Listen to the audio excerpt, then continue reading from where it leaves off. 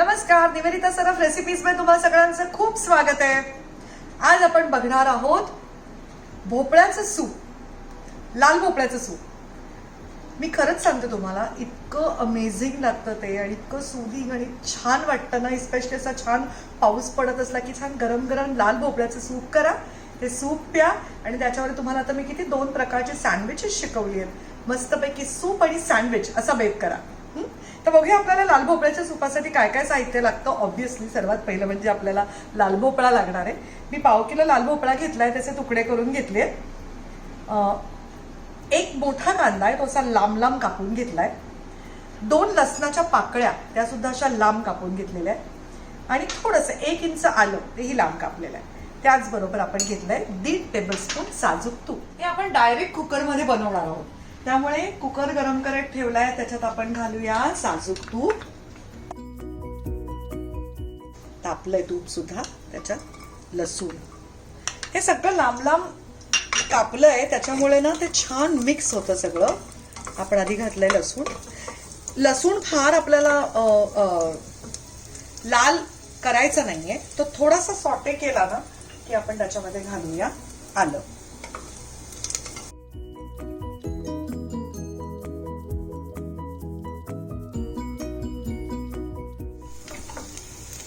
हा बघा, कांदा ना थोडासा एकदम ब्राऊन नाही आपल्याला करायचा आहे, पण कांदा लसूण सगळं असं ना त्याचा छान मस्त सुवास आला पाहिजे. असं छान झालाय बघा तो. आता त्याच्यामध्ये आपण टाकूया हा भोपळा. हे सूप आपण गाळत नाही, त्याच्यामुळे भोपळा कापताना ना त्याचं सगळं वरचे जे केस असतात ते काढून घ्यायचे नीट व्यवस्थितरित्या. आणि सगळं छान परतायचे आपल्याला. अजून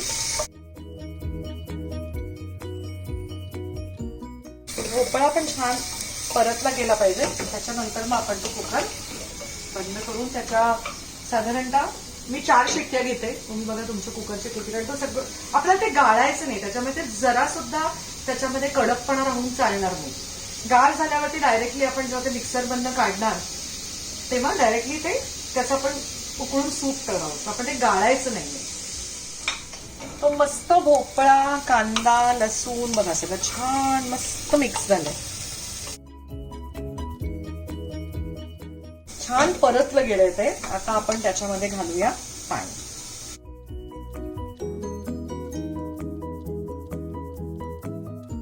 कुकरचं झाकण लावून आता आपल्याला 4 शिट्ट्या घ्यायच्या.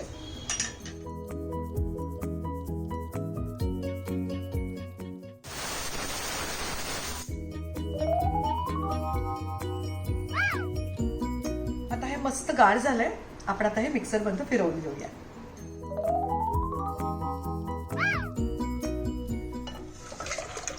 आता हे सगळं वाटलेलं आपण या भांड्यात घेऊया. त्याच्यामध्ये आपण घालूया मीठ, मिरी पावडर,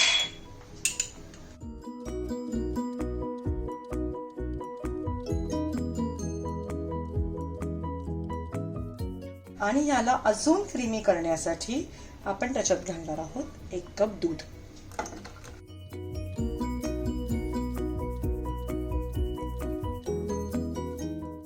आता हे फक्त आपल्याला उकळायचंय, दॅट्स इट. आणि हे इतकं सुंदर लागतं सूप. तुम्हाला वाटलं तर ह्याच्यामध्ये थोडंसं चीज तुम्ही ग्रेट करून घालू शकता, थोडंसं बटर घालू शकता, पण काही गरज नाहीये मला वाटतं त्याची, कारण सगळा फ्लेवर इतका सुंदर त्याच्यात उतरलाय ना. I think that's it.